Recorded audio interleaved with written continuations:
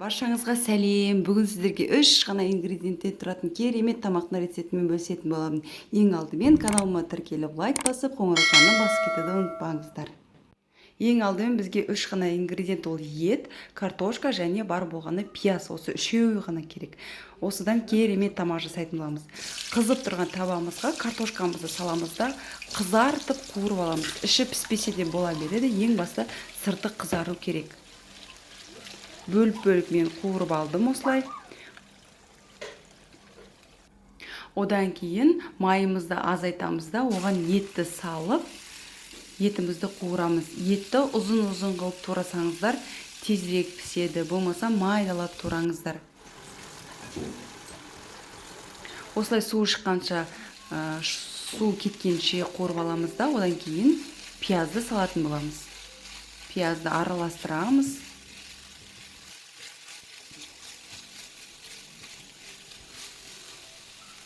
Енді етімізге 1 чайный ложка зира және 1 чайный ложка тұз саламыз. Менің етімнің тұзы аз болғандықтан тұз қостым. Егер сіздердің еттеріңіздің тұзы болатын болса, дәміне қарай тұзды қосыңыздар. Жақсылап араластырып алып, жарты стакан суды құйып, етіміз бен пиязымызды 15-20 минутқа бұқтырамыз.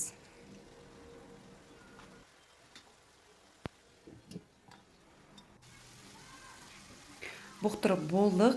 Енді осыған жаңа қуырған картошкаларымызды саламыз да.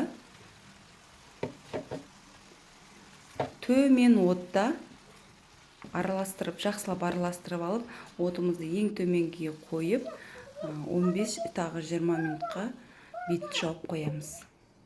Төмен отта болу керек. Осымен біздің тамағымыз дайын, өте дәмді болып шығады. Жасап көріңіздер.